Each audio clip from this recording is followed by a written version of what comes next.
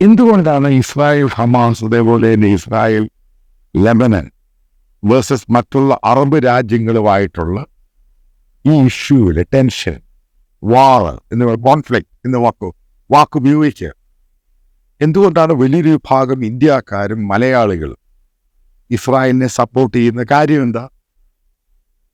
എനിക്ക് വ്യക്തമായിട്ട് ഓർമ്മയുണ്ട്, നേരത്തെ ഇസ്രായേലുമായിട്ട് ബന്ധപ്പെട്ട പാലസ്തീൻ ഇഷ്യൂ ആണെങ്കിലും 2006 ലെബനീസ് ഇഷ്യൂ ആണെങ്കിലും മറ്റുള്ള ഇഷ്യൂ ആണെങ്കിലും ഇന്ത്യയുടെ വലിയൊരു വിഭാഗം ലെബനന് വേണ്ടിയും പാലസ്തീനു വേണ്ടിയും പ്രകടനം നടത്തിയിട്ടുണ്ട്. വലിയ രീതിയിൽ ഡൽഹിയിലുണ്ടായിട്ടുണ്ട്.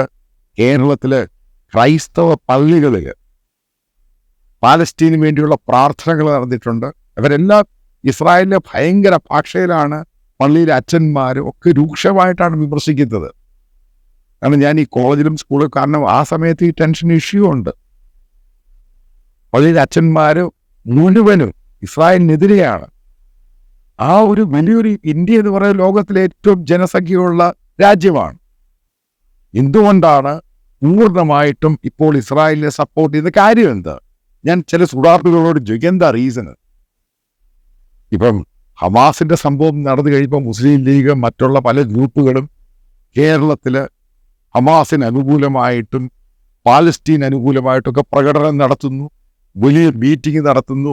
ശശി തരൂർ പങ്കെടുക്കുന്നു. അദ്ദേഹം പറയുന്നു ഹമാസും തെറ്റുകാരാണ്, ഇസ്രായേലിന്റെ പെട്ടെന്ന് ലീഗ് തിരിയും. ഇന്നെന്താ ഈ ഹിസ്ബുള്ളയുടെ ചീഫിനെ കൊന്നിട്ടും ലെബനനിൽ കയറി ഇസ്രായേൽ എയർ സ്ട്രൈക്ക് ചെയ്തിട്ടും ഏകദേശം 700-800 പേര് കൊല്ലപ്പെട്ടിട്ടും ഒരക്ഷരം മിണ്ടുന്നില്ല കേരളത്തിൽ. ഇവിടെ ആർക്ക് ധാർമ്മിക രോഷമോ പ്രകടനമോ ഒരു പുല്ല് നടക്കുന്നില്ല. എന്താ കാര്യം?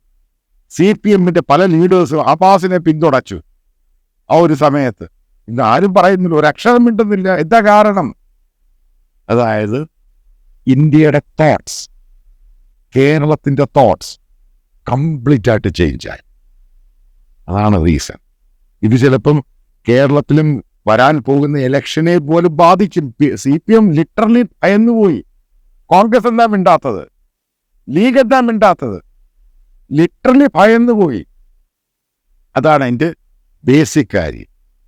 കാരണം ഒരു സമയത്ത് കേരളത്തിൽ നിന്ന് ജോലിക്ക് പോയിക്കൊണ്ടിരുന്നത് മുഴുവനും, അതായത് മിഡിൽ ഈസ്റ്റേൺ രാജ്യങ്ങളിലാണ്. അപ്പം ഇവിടെ ആൾക്കാർ പറയുന്നതൊക്കെ അന്നം തരുന്ന രാജ്യം, ഇതാണ് പറഞ്ഞുകൊണ്ടിരുന്നത്. ഓക്കെ, ഫൈൻ, സത്യമാണത്. കാരണം കേരളത്തിന് ഏറ്റവും കൂടുതൽ ജോലിക്ക് പോയി തൊഴിലവസരം സൃഷ്ടിക്ക് ബിസിനസ് ചെയ്യുന്ന രാജ്യങ്ങളായിരുന്നു. അതേപോലെ തന്നെ അതിൻ്റെ 4 ഇരട്ടിയിലാണ് ഇസ്രായേൽ മാറിയത്. ഇന്ത്യയിൽ എത്രയോ പേര് ജോലിക്ക് പോകുന്നു. ഈ പറയുന്ന പോലെ ഇസ്ലാമിക രാജ്യങ്ങളിലുള്ള ഒരു കണ്ടീഷനോ റെസ്ട്രിക്ഷനോ ഒരു പുല്ലും അവിടെ ഇല്ല. പൂർണ്ണ സ്വാതന്ത്ര്യമാണ്. ഇന്ത്യക്കാരെ പോലെ, അവിടുത്തുകാരെ പോലെ തന്നെ ഇന്ത്യക്കാർക്ക് സ്വാതന്ത്ര്യമാണ്. മറ്റൊരു പ്രധാനപ്പെട്ട കാരണമുണ്ടോ? അതായത് ഇസ്ലാമിക് ടെറർ, തീവ്രവാദം. അതിനെ ഒതുക്കുവാൻ ഈ മിഡിൽ ഈസ്റ്റ് ഏഷ്യയിലും ഏഷ്യയിലും ഏറ്റവും നല്ല രാജ്യം എന്ന് പറയും. കാരണം അതിശക്തമായിട്ടാണ് അവർക്കെതിരെ നിൽക്കുന്നത് ഇസ്രായേലാണ്. അതാണ് ഏറ്റവും പ്രധാനപ്പെട്ട കാരണം, തീവ്രവാദം.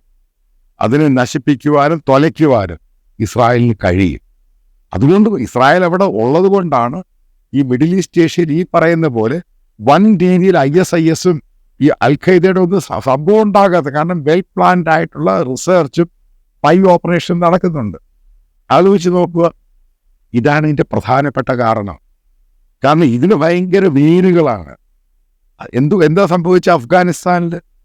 അവിടെ അതേപോലെ ഒരു ചെറിയ രാജ്യം ഉണ്ടായിരുന്നില്ല അതിന് തൊട്ടടുത്ത്. അതുകൊണ്ടാണ് അഫ്ഗാനിസ്ഥാൻ ഈ താലിബാൻ കയറി പിടിക്കുന്നത്.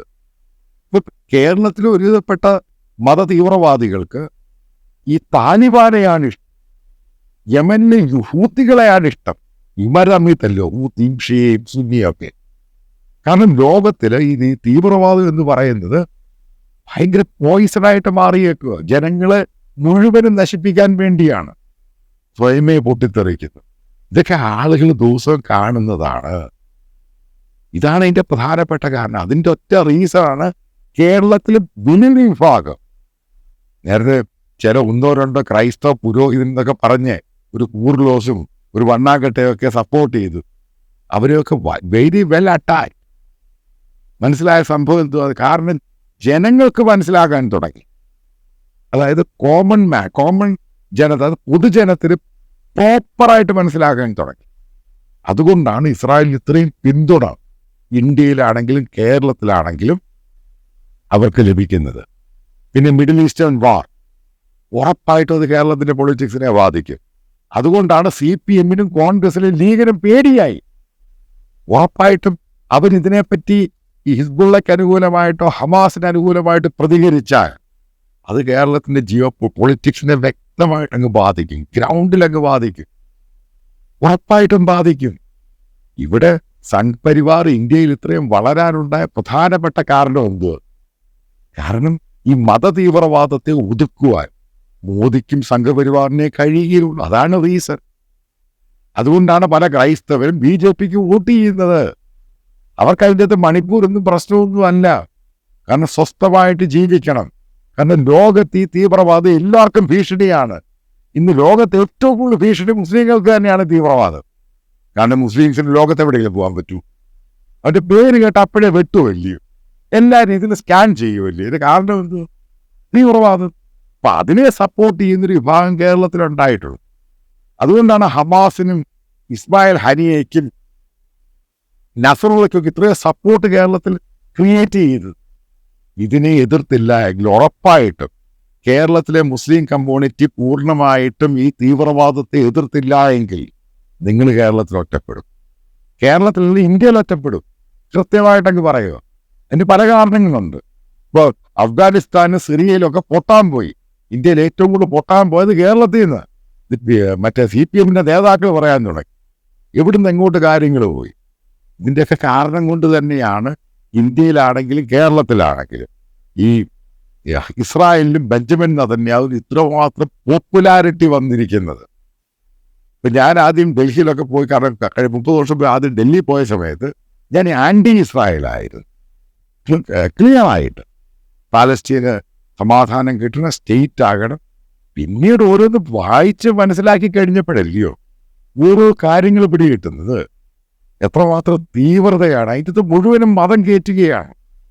മതം കയറ്റി ഇസ്രായേലിനെതിരെ മാത്രമല്ല, നോൺ മുസ്ലിംസിനെ മുഴുവനും തകർക്കുവാൻ വേണ്ടിയാണ് ഇവർ ഗ്ലോബൽ പ്ലാൻ ചെയ്യുന്നത്.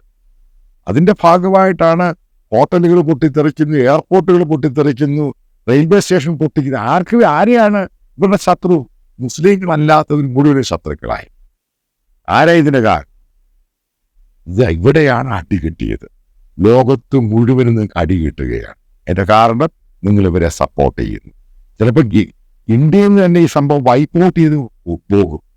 കാരണം ഇനിയും വരാൻ പോകുന്ന ഭരണാധികാരിയൊക്കെ വളരെ ശക്തമായ നടപടിയെടുക്കും. ഇന്ത്യ മതനിരപേക്ഷതയും എല്ലാ സെക്യുലറൊക്കെയാണ്. പക്ഷെ ഒരു പരിധിക്ക് മേപ്പോട്ട് ഈ സംഭവം പോയി കഴിഞ്ഞാൽ പിടികിട്ടും, എക്സാക്റ്റായിട്ട് പിടികിട്ടും. അതാണ് ഇസ്രായേലിൽ ഇത്രയും വലിയൊരു വിഭാഗം ഇന്ത്യക്കാരും പിന്തുണ കൊടുക്കുന്നതിൻ്റെ പിറകിലുള്ള വലിയ രഹസ്യം. മനസ്സിലാക്കുക ഒരു പോയിന്റ്.